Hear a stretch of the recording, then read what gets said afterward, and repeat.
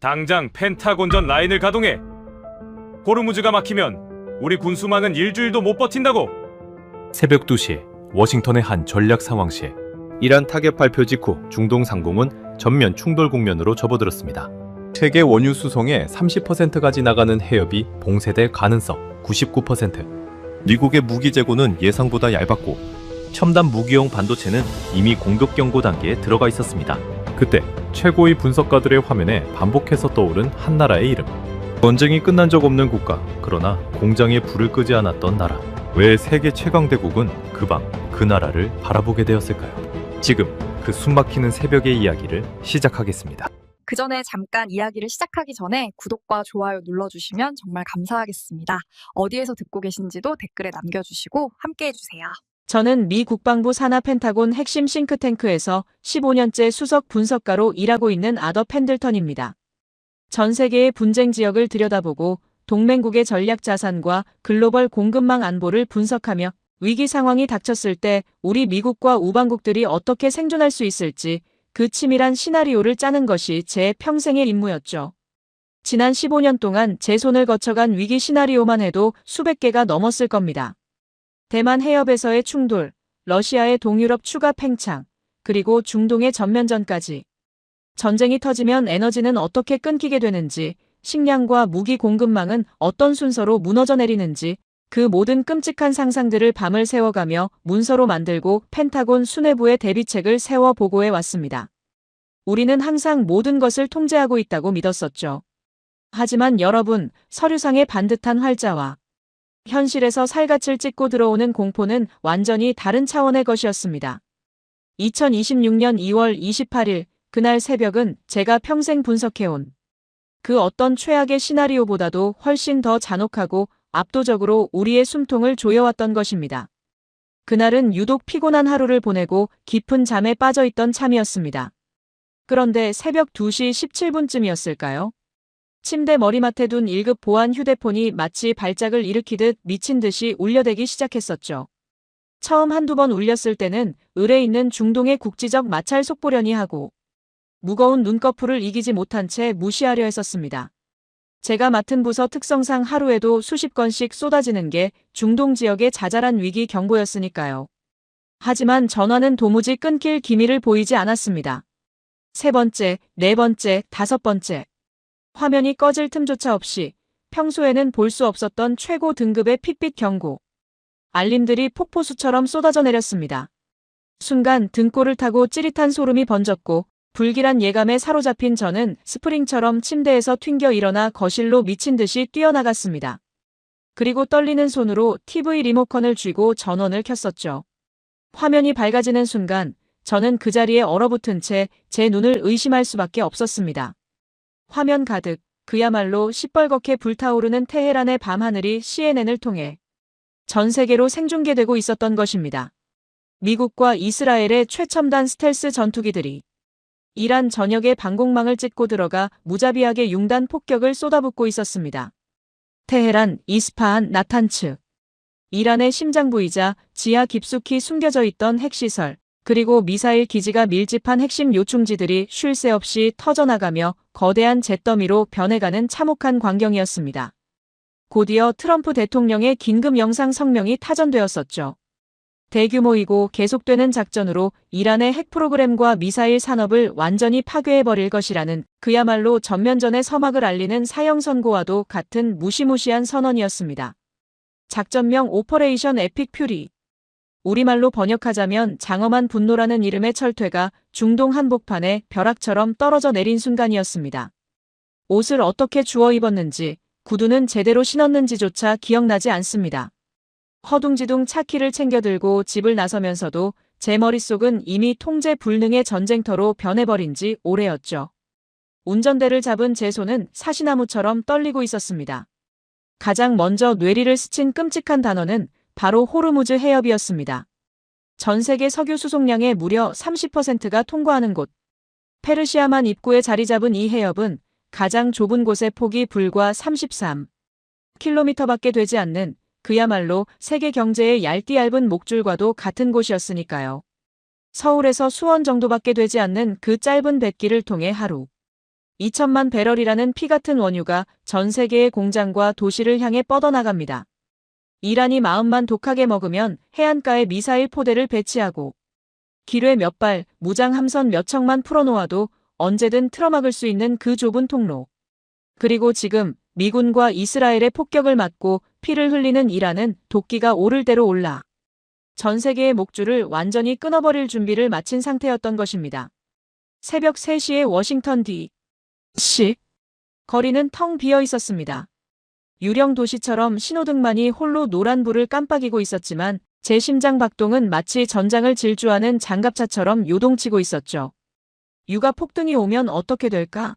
물가가 미친 듯이 뛰고 글로벌 해운 물류가 그 자리에 얼어붙으며 전 세계의 제조업 공장들이 줄줄이 셧다운에 들어가게 됩니다. 수많은 서민들은 당장 올겨울을 날 난방비조차 감당하지 못해 거리에 나앉게 될 것이 뻔했습니다.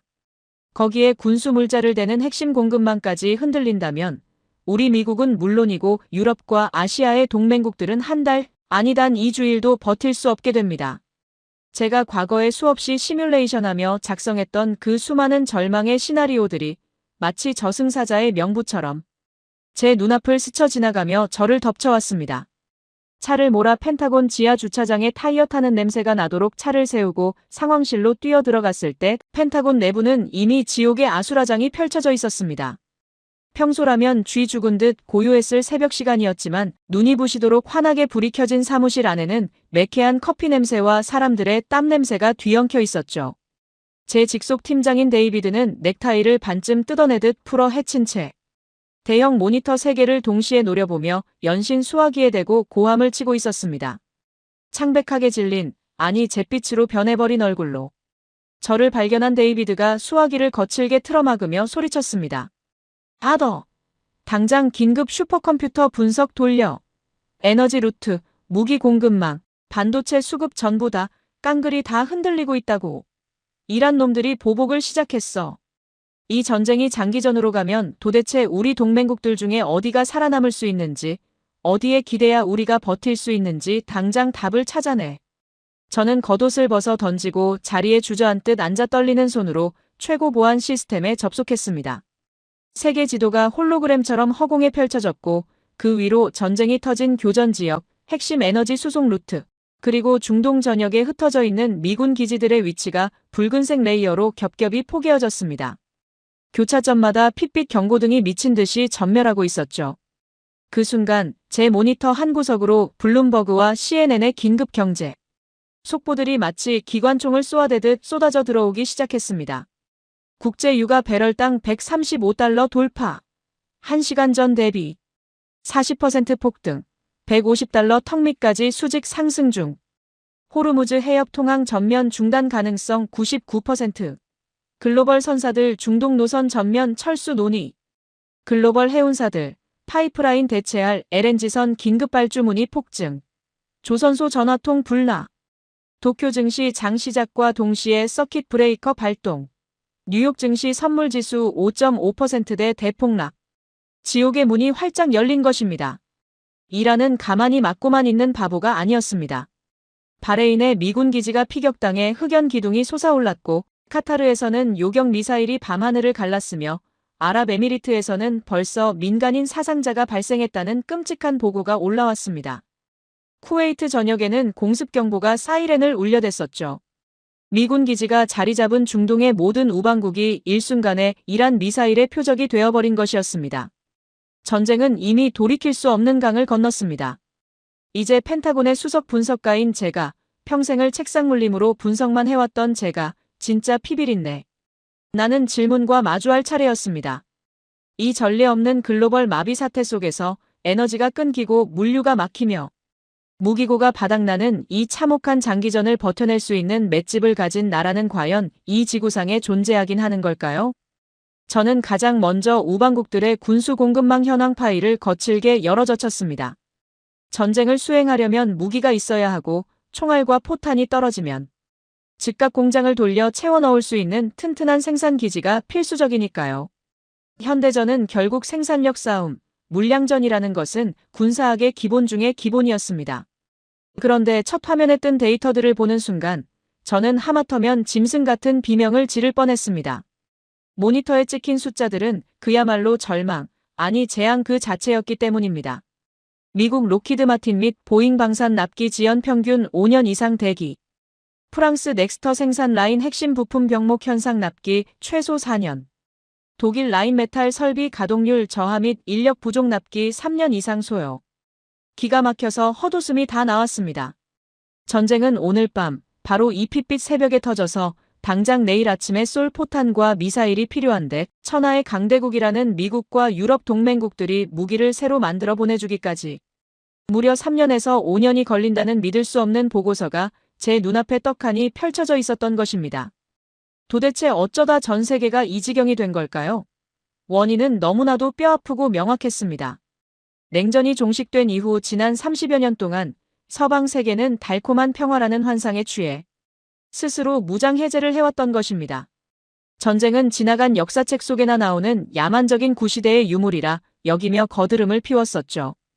거대한 탱크를 찍어내던 공장을 밀어버리고 그 자리에 번듯한 친환경 전기차 공장을 세웠으며 화약 냄새를 맡으며 포탄을 조립하던 숙련공들은 모두 짐을 싸서 반도체나 민간 IT 기업으로 뿔뿔이 흩어졌습니다. 무기를 창고에 쟁여두는 것은 엄청난 세금 낭비라는 얄팍한 경제 논리에 눈이 멀어 국가를 지탱하는 방위산업의 뼈대를 스스로 박살내버린 결과가 바로 이 처참한 성적표로 돌아온 것입니다. 엎친 데 덮친 격으로 2022년에 발발했던 우크라이나 전쟁은 서방 세계의 마지막 남은 무기고마저 영혼까지 끌어모아 완전히 텅 비게 만들고 말았습니다. 처음엔 창고에 쌓아둔 낡은 재고라도 자루째 퍼주며 생색을 냈었지만 전쟁이 해를 넘겨 길어지면서 그 깊고 깊던 유럽의 창고들조차 쥐 한 마리 남지 않고 바닥을 드러내고 만 것이죠.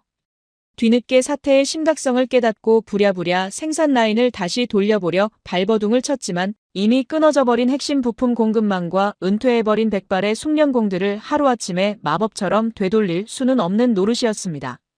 우리가 그토록 자랑스러워하며 만들어 놓았던 평화라는 이름의 거대한 신기루가 국가 존망이 걸린 결정적인 위기의 순간에 우리의 목을 서서히 조르는 날카로운 독사구렁이가 되어 돌아온 것입니다. 제 옆자리에서 중동 우방국들의 긴급 군사 지원 요청을 실시간으로 확인하던 동료 마이클이 머리를 쥐어뜯으며 절망적인 탄식을 내뱉었습니다. 아더, 오마이갓. 이거 완전 미쳐 돌아가는 상황이야. 사우디, 카타르, 방금 미사일을 두들겨 맞은 쿠웨이트까지 당장 하늘을 덮을 패트리어트 요격 미사일과 방공 시스템 155mm 포탄을 한시가 급하게 보내달라고 피를 토하며 아우성인데 우리 쪽 창고문을 열어보니 완전히 텅텅 비어있어. 먼지만 굴러다닌다고. 유럽 쪽 상황은 더 최악이야. 놈들은 무기를 찍어낼 공장은커녕 당장 조립 라인에서 나사를 조일 인부조차 없다고 배를 째라는 식이야. 이대로면 중동에 쳐놓은 우리 방어선 전체가 길어야 일주일, 짧으면 사흘 안에 모조리 무너져 내릴지도 몰라. 사무실 안에는 칠흑같이 어두운 숨막히는 침묵이 내려앉았습니다. 수십 대의 전화기가 미친 듯이 울려대는 기계음조차 고막 너머로 아득하게 멀어지는 듯했죠. 네로라 하는 펜타곤 최고 엘리트 분석가들의 얼굴에는 짙은 패배감과 공포의 그림자가 드리워졌습니다. 플랜 B조차 짤 수 없는 상황. 완벽한 대안의 부재였습니다.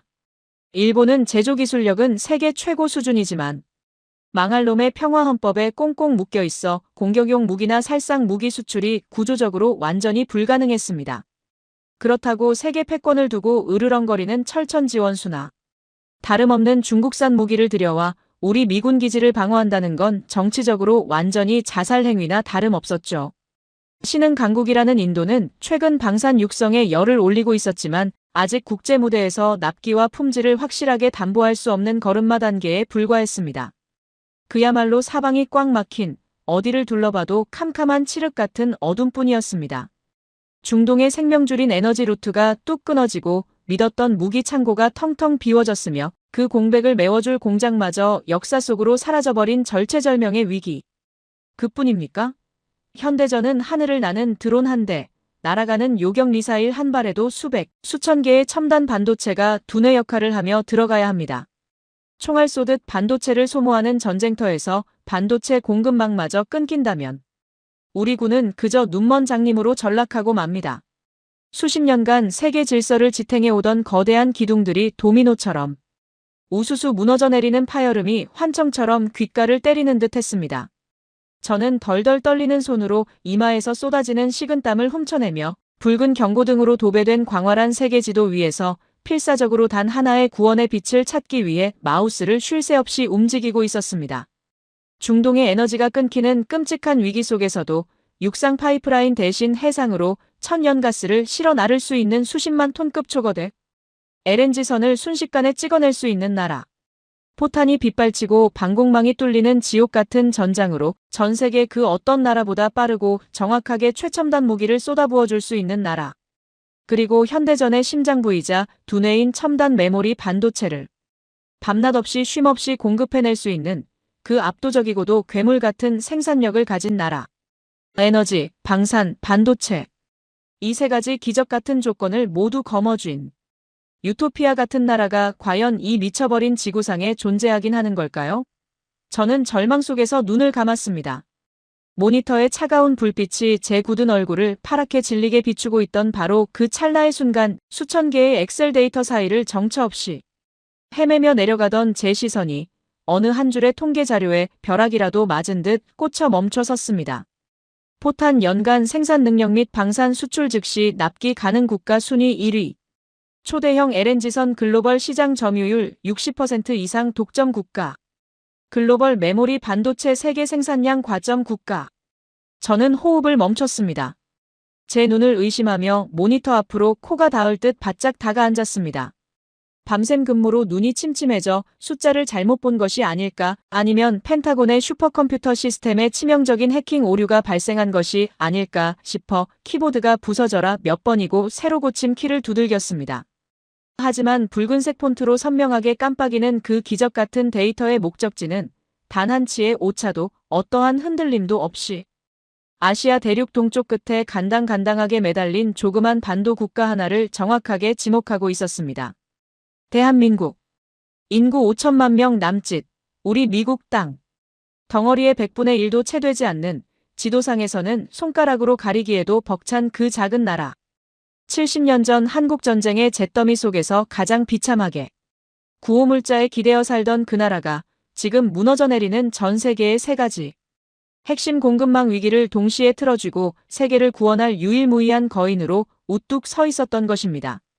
제 심장이 흉곽을 부수고 나올 듯 터질 듯이 요동치기 시작했습니다. 이 믿을 수 없는 위대한 기적의 실체를 두 눈으로 확인하기 위해 저는 땀범벅이 된 떨리는 손가락으로 코리아라고 적힌 암호화된 기밀 폴더를 천천히 더블 클릭했습니다. 마우스 버튼이 경쾌한 소리를 내며 눌러진 순간 제 모니터 화면 위로 폭포수처럼 쏟아져 내린 데이터의 바다는 마치 거대한 해일처럼 제 이성을 송두리째 집어삼키고 말았습니다. 수십 년간 펜타곤의 수석 분석가로 일하며 전 세계의 온갖 군사 기밀과 경제 지표를 밥 먹듯이 들여다보았던 저였지만 그날 새벽 코리아라는 암호명 아래 숨겨져 있던 숫자들이 뿜어내는 압도적인 위용 앞에서는 그저 입을 다물지 못한 채 숨을 죽일 수밖에 없었죠. 그것은 단순한 통계 자료가 아니었습니다. 무너져가는 세계 질서를 홀로 떠받치고 있는 믿을 수 없을 만큼 거대하고도 단단한 강철 기둥의 실체를 마주한 느낌이었으니까요. 가장 먼저 제 두 눈을 사로잡은 것은 핏빛 경고등이 요동치던 에너지 수송 대체 루트 분석 보고서였습니다. 앞서 말씀드렸다시피 이란의 미사일 보복으로 인해 전 세계 석유 수송량의 30%가 지나는 중동의 목줄 호르무즈 해협은 사실상 전면 봉쇄 수순에 들어간 최악의 상태였었죠. 바다 위를 떠다니던 거대한 유조선들은 이란 해군의 기뢰와 자폭, 드론을 피해 벌떼처럼 기항지로 뱃머리를 돌려 도망치고 있었고 그 여파로 국제 유가는 1시간 만에 40%가 폭등하며 전 세계 경제의 숨통을 무자비하게 틀어쥐고 있었습니다.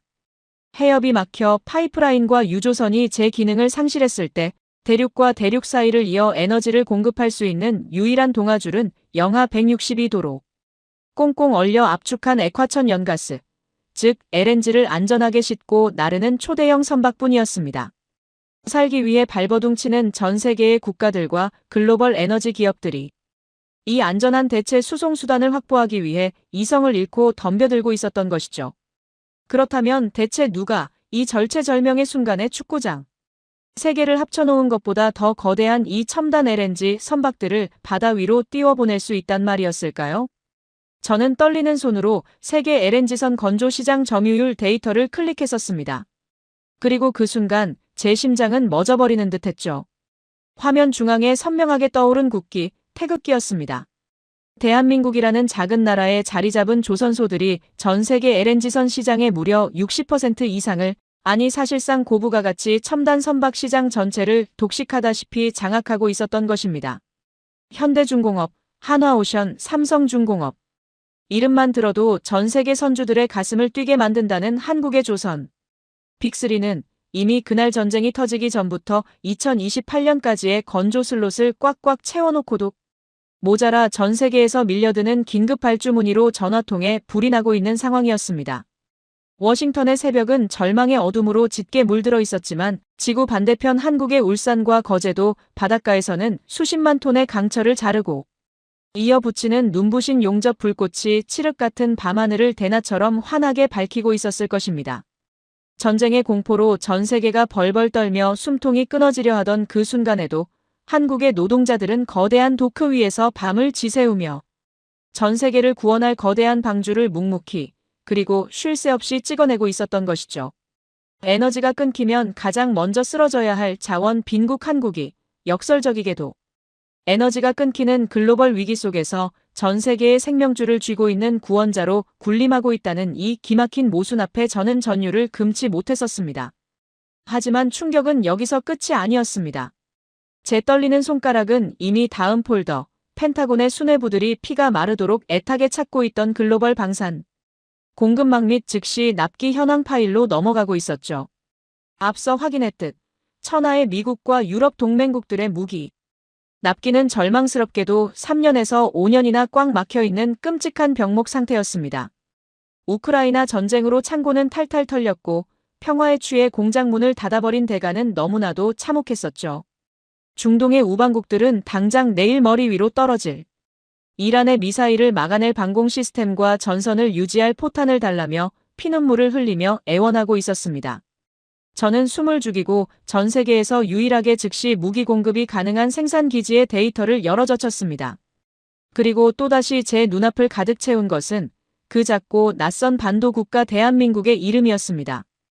폴란드, 아랍에미리트, 사우디아라비아, 루마니아 등 전 세계의 화약고라 불리는 국가들의 무기 계약 장부에는 빠짐없이 한국 방산 기업들의 도장이 선명하게 찍혀 있었죠.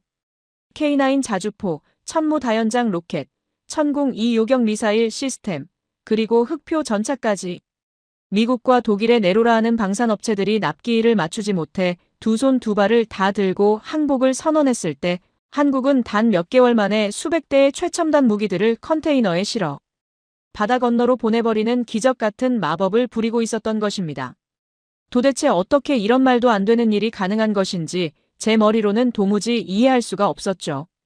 서방의 강대국들이 거만한 표정으로 전차 라인을 뜯어내고 방산업을 천덕꾸러기 취급할 때 한국은 단 한순간도 무기를 찍어내는 공장의 기계음을 멈추지 않았던 것입니다.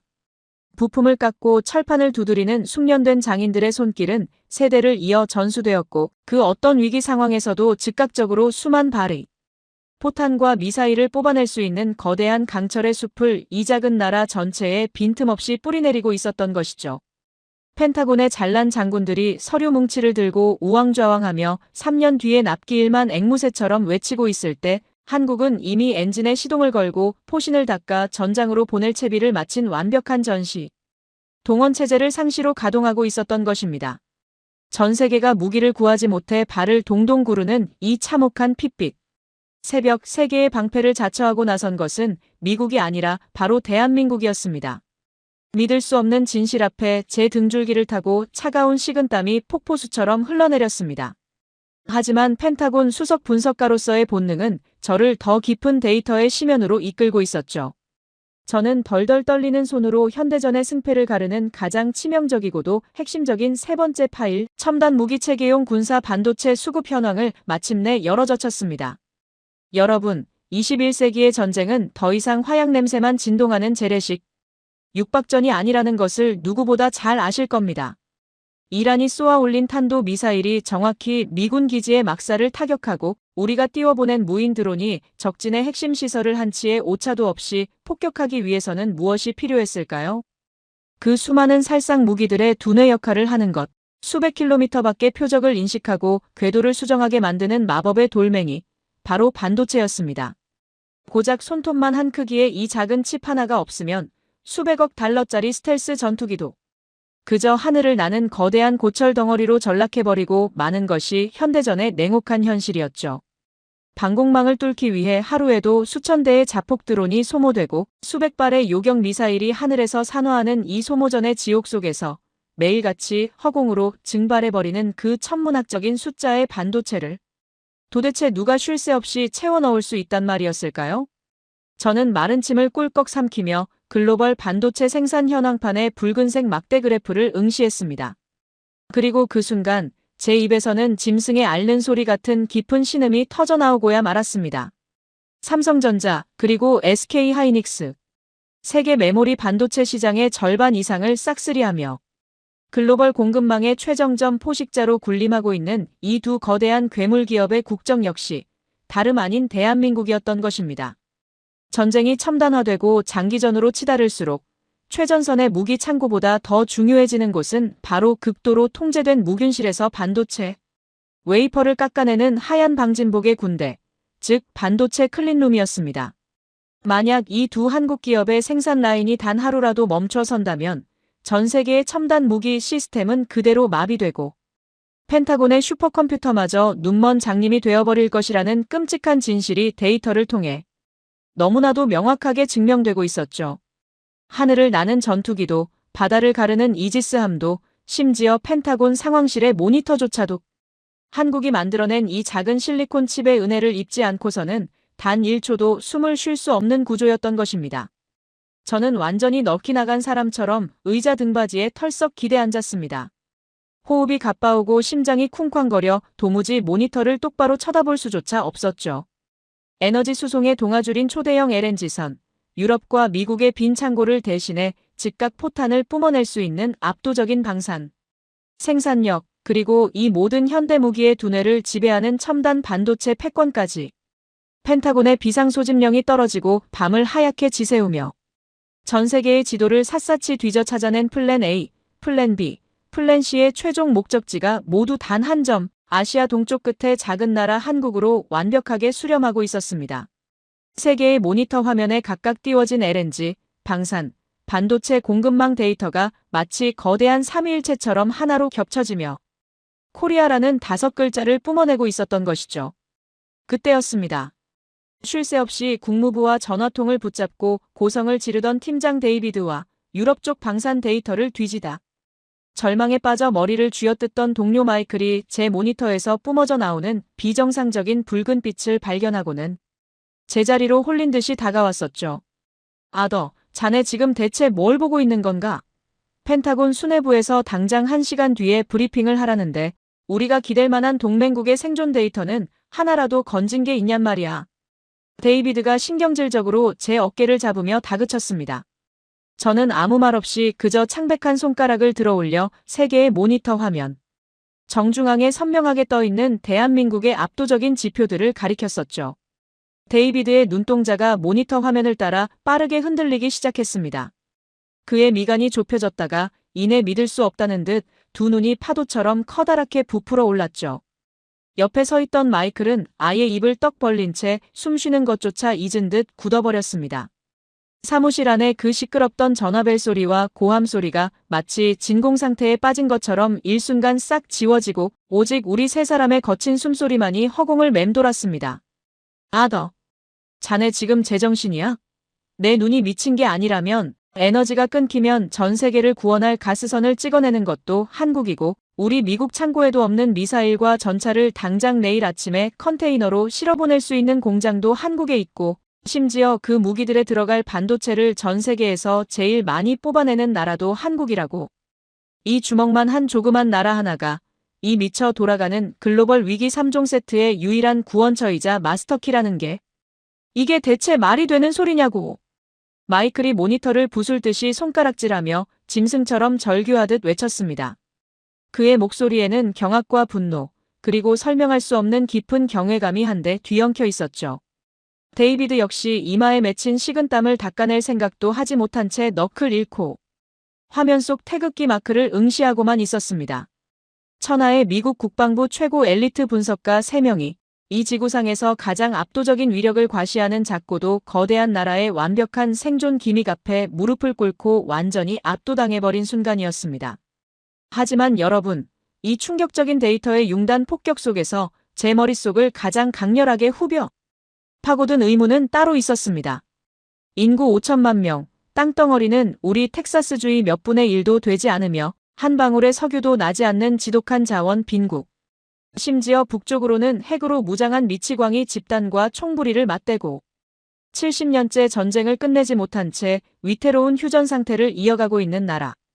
도대체 이런 최악의 조건 속에서 어떻게 이 나라의 사람들은 전 세계가 평화에 취해 골아떨어졌을 때조차 공장의 불을 끄지 않고 방산 라인을 유지할 수 있었을까요? 어떻게 유럽의 잘난 귀족들이 무기를 버리고 샴페인을 터뜨릴 때 쇳가루를 마시며 반도체와 배를 찍어내는 뼈 깎는 고통을 감내하며 지금의 이 무시무시한 강철 요새를 쌓아 올릴 수 있었던 것일까요?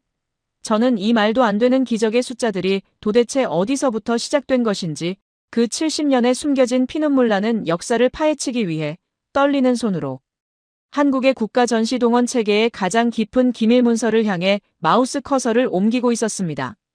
제 떨리는 검지손가락이 마우스 왼쪽 버튼을 딸깍하고 짓누르는 소리는 그 숨막히는 펜타곤 사무실의 정적 속에서 마치 거대한 포탄이 터지는 폭음처럼 귓가를 강하게 때렸습니다. 세 개의 모니터 화면에서 뿜어져 나오는 푸른 빛이 제 얼굴과 데이비드, 그리고 마이클의 창백한 얼굴을 유령처럼 비추고 있었죠.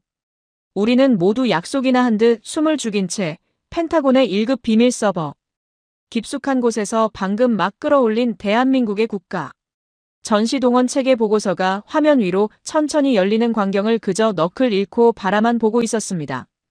도대체 인구 5천만의 이 조그만 나라가 자원 하나 나지 않는 척박한 땅덩어리를 가진 이 나라가 어떻게 전 세계가 붕괴하는 이 핏빛 새벽의 유일한 구원자로 군림할 수 있었는지 그 기적의 이면에 숨겨진 피눈물 나는 진짜 이유를 마주할 시간이 다가온 것이었죠. 가장 먼저 제 시선을 잡아끈 것은 전 세계 국가들을 전시 생산 체계에 따라 분류해 놓은 거대한 도표였습니다. 미국, 영국, 프랑스, 독일, 일본. 네로라 하는 서방의 선진국들과 경제대국들은 모조리 평화, 경제체제 혹은 부분적 비상동원체제라는 안락한 카테고리 안에 배불리 자리 잡고 있었죠. 그들은 냉전이 끝난 후 더 이상의 거대한 전쟁은 없을 것이라 오만하게 확신하며 무기를 녹여쟁기를 만들고 공장의 기계들을 멈춰 세웠던 나라들이었습니다. 그런데 그 거대한 도표의 가장 꼭대기, 붉은색 테두리로 살벌하게 경고. 표시가 되어 있는 준전시 국가 및 전시 동원 체계 상시 유지. 국가라는 유일무이하고도 고독한 항목 안에 전 세계에서 오직 단 하나의 나라만이 덩그러니 이름을 올리고 있었습니다. 바로 대한민국이었습니다. 세상에. 준전시 국가라고? 한국이 아직도 전쟁 중인 나라라는 뜻이야? 마이클이 모니터에 코를 박을 듯이 다가가며 믿을 수 없다는 듯 더듬거리며 물었었죠. 저는 마른 침을 삼키며 고개를 끄덕일 수밖에 없었습니다. 그렇습니다. 전 세계가 K-팝의 화려한 불빛과 첨단 스마트폰, 그리고 눈부신 경제성장의 기적 뒤에 가려져 까맣게 잊고 있었던 가장 잔혹하고도 슬픈 진실이 바로 그것이었습니다. 1950년에 발발했던 그 끔찍한 한국전쟁은 1953년에 종전을 맞이한 것이 아니었습니다. 그저 총성을 잠시 멈춰두자는 정전협정, 즉 위태로운 휴전 상태에 머물러 있었던 것이죠. 2026년 이 피비린내 나는 중동전쟁이 터진 이 순간에도 대한민국은 법적으로 그리고 군사적으로 단 한 번도 전쟁을 끝내본 적이 없는 서글픈 나라였던 것입니다. 그들은 70년이 넘는 세월 동안 북쪽의 머리맡에 핵무기를 거머쥔 세계 최악의 미치광이 독재 정권을 이고 살아야만 했었죠. 그 지독한 공포와 생존의 위협 속에서 한국은 단 하루도 아니 단 1초도 국가의 비상벨을 꺼둔 적이 없었습니다. 서방 세계가 샴페인을 터뜨리며 평화의 축배를 들 때 한국은 언제 터질지 모르는 시한폭탄을 가슴에 품고 선잠을 자야만 했던 것이죠. 그 비극적인 운명이 만들어낸 첫 번째 충격적인 지표가 바로 제 모니터 화면에 떠오른 예비군 병력 규모였습니다. 저는 화면에 뜬 숫자를 보고 제 눈을 벅벅 비벼야만 했었죠. 대한민국 정규 예비군 동원 규모 약 300만 명. 그 숫자를 본 팀장 데이비드가 헛바람을 들이켜며 모니터를 손가락으로 거칠게 두들겼습니다. 아더! 이 숫자 지금 컴퓨터 시스템 오류 난 거 아니야? 예비군이 300만 명이라고? 제정신이야? 당장 독일 예비군 숫자가 몇 명인지 검색해봐. 저는 황급히 유럽연합의 군사력 비교 데이터를 불러왔습니다. 독일의 예비군은 고작 3만 4천 명 남짓이었고 그나마 군사 강국이라 자부하던 프랑스조차 7만 명 수준에 불과했었죠. 이웃나라 일본은 자위대 예비역의 영혼까지 다 끌어모아도 5만 명을 간신히 채우는 수준이었습니다. 팀장님, 오류가 아닙니다. 독일의 정규 현역 군인을 다 합쳐도 18만 명인데 한국은 당장 내일 아침에 전쟁이 터지면 그 즉시 총을 들고 전선으로 뛰어갈 수 있는 예비군만 300만 명을 보유하고 있는 겁니다. 그것도 수년간 실탄 사격과 전술 훈련을 반복하며 전투 감각을 유지하고 있는 세계에서 가장 훈련된 300만 명의 거대한 예비 병력이 이 작은 나라 전역에 거미줄처럼 포진해 있는 거라고요. 제 외침에 사무실 안은 찬물을 끼얹은 듯 섬뜩한 정적만이 감돌았습니다. 300만 명이라니요. 그것은 한 나라의 예비 병력 규모가 아니라 그 자체로 전 세계를 짓밟고도 남을 압도적인 대군의 숫자였습니다. 하지만 진정한 경악은 인력이 아니라 그들을 무장시킬 생산체계에 숨어 있었습니다. 저는 마우스를 쥔 손에 땀을 쥐며 다음 페이지로 스크롤을 내렸었죠. 유럽 국가들이 경제 논리에 눈이 멀어 군수 공장을 갈아엎는 동안 한국이라는 나라가 도대체 무슨 짓을 벌여왔는지 기록된 펜타곤의 극비 정찰 보고서였습니다. 러시아가 우크라이나를 침공했을 때 허를 찔린 유럽은 텅 빈 무기고를 채우기 위해 헐레벌떡 공장을 다시 지으려 발버둥을 쳤었습니다. 하지만 독일이 평화경제체제에서 전시 생산체제로 완전히 전환하여 의미 있는 수량의 포탄을 찍어내는 데까지 걸리는 시간은 최소 2년이라는 절망적인 계산이 나와 있었죠. 부품 공급망은 뿔뿔이 흩어졌고 용접기를 쥐어본 기술자들은 이미 백발의 노인이 되어버렸기 때문입니다. 전쟁은 오늘 터졌는데 총알은 2년 뒤에나 온다는 그야말로 코미디 같은 비극이 현실화되었던 것이죠. 하지만 대한민국은 달랐습니다. 한국은 지난 70년 동안 그단 한 번의 순간도 방산 생산 라인의 숨통을 끊어본 적이 없었던 것입니다. 전쟁이 끝나지 않았으니까요. 포탄 소리가 언제 다시 울릴지 모르는 휴전선 코앞에서 생존해야 했기에 그들은 국가 경제의 뼈대를 아예 처음부터 군사력과 산업이 톱니바퀴처럼 맞물려 돌아가도록 설계했던 것입니다.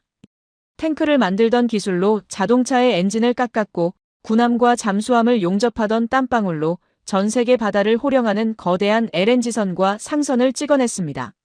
미사일의 궤도를 계산하던 기술력은 세계 최고의 첨단 메모리, 반도체 신화를 창조하는 비옥한 밑거름이 되었던 것이죠. 저는 모니터 너머로 이 기적 같은 거대한 요새를 쌓아올린 한국의 지난 70년. 세월이 마치 한편의 장엄한 파노라마처럼 눈앞에 펼쳐지는 듯한 강렬한 환상에 사로잡혔습니다. 1960년대와 70년대, 밥 한 끼 제대로 먹지 못해 굶주리던 그 가난하고 비참했던 나라의 아버지와 어머니들을 떠올려 보았었죠. 그들은 북쪽에서 언제 탱크를 몰고 내려올지 모른다는 뼛속 깊은 공포를 안고 밤낮 없이 울려 퍼지는 민방위 공습, 사이렌 소리를 자장가 삼아 들으며 공장으로 철 스크랩 더미로 향했을 것입니다.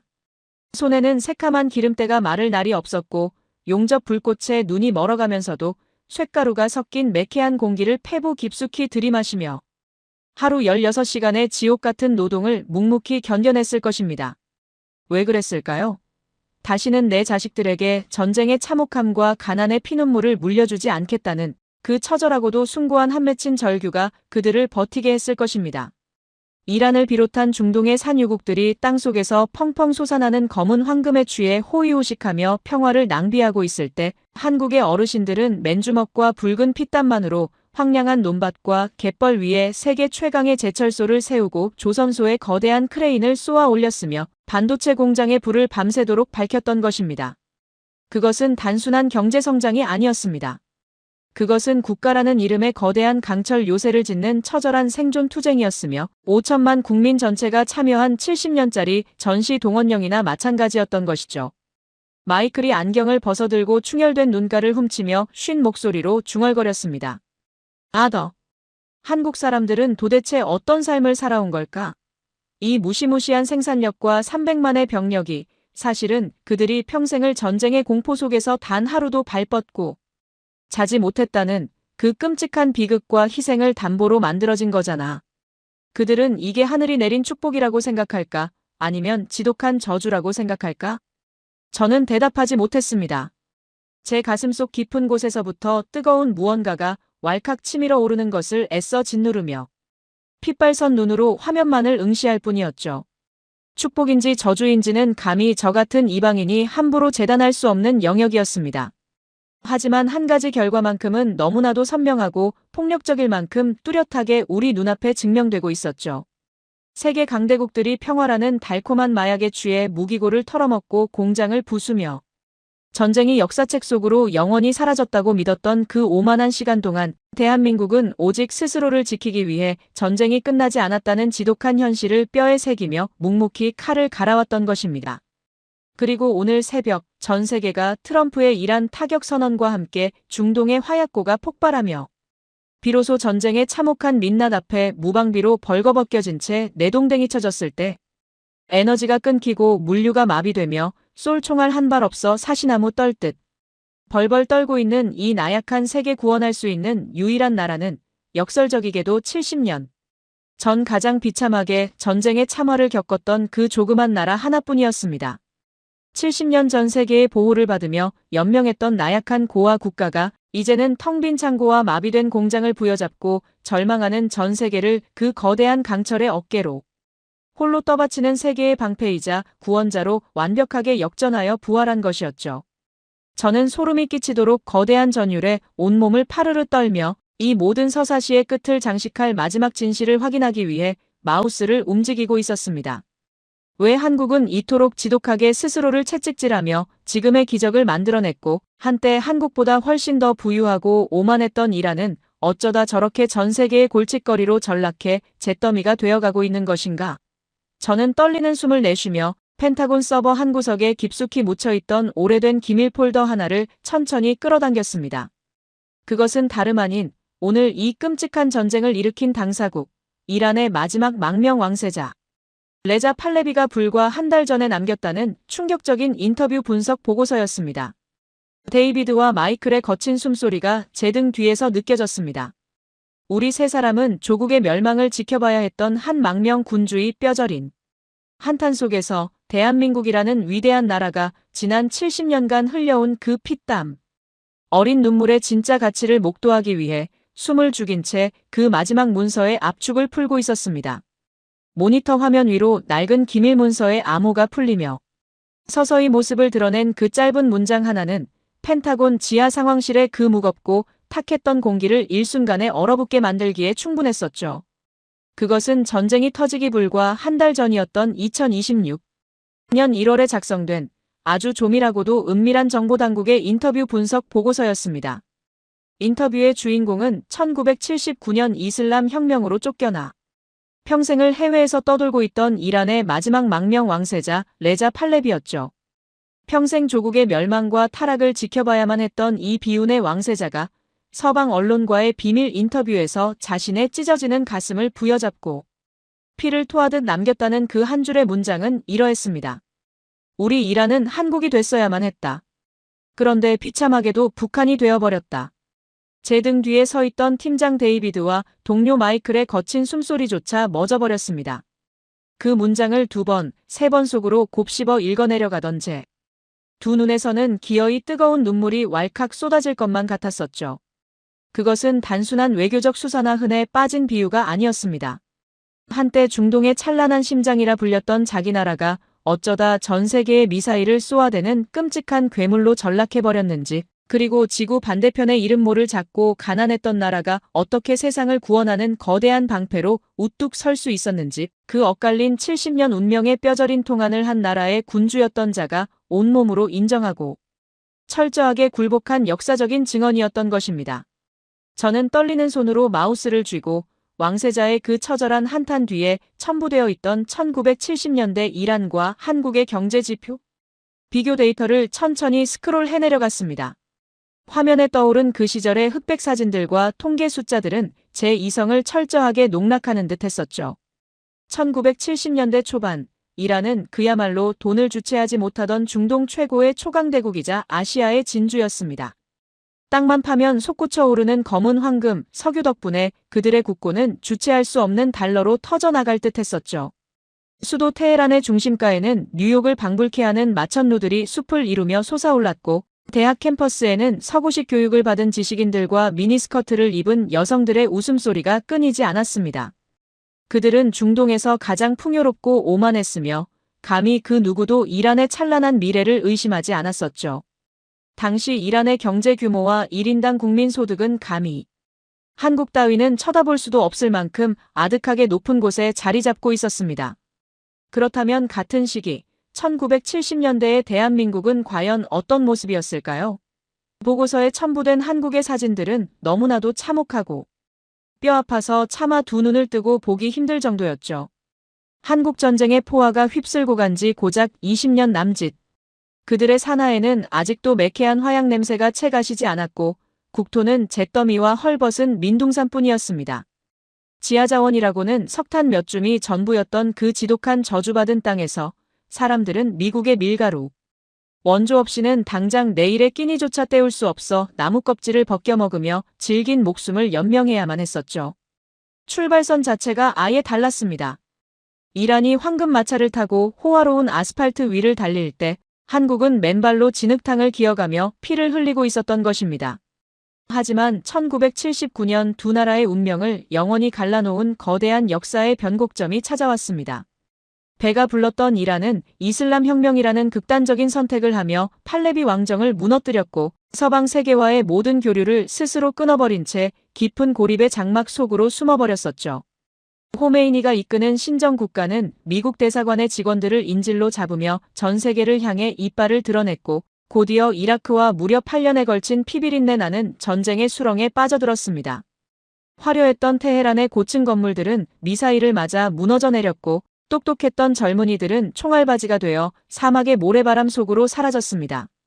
스스로 문을 닫아 걸고 세상을 저주한 대가는 너무나도 참혹했었죠. 공장은 멈춰섰고 경제는 완전히 박살났으며 국토는 철저히 고립되어 서서히 썩어 들어가기 시작했던 것입니다. 반면 똑같이 전쟁의 위협을 머리에 이고 있었던 그 작고 가난했던 나라, 대한민국은 완전히 정반대의 길을 선택했었습니다. 그들은 가난과 공포라는 지독한 운명 앞에 무릎 꿇고 주저앉아 세상을 저주하는 대신 입술을 꽉 깨물고 피투성이가 된 맨손으로 바위를 부수며 앞으로 전진하는 길을 택했었죠. 자원이 없으니 사람의 머리와 노동력을 쥐어짰고 돈이 없으니 목숨을 담보로 이역만리 독일의 시커먼 탄광과 베트남의 푹푹 찌는 정글로 젊은이들을 보내 피 묻은 달러를 벌어왔습니다.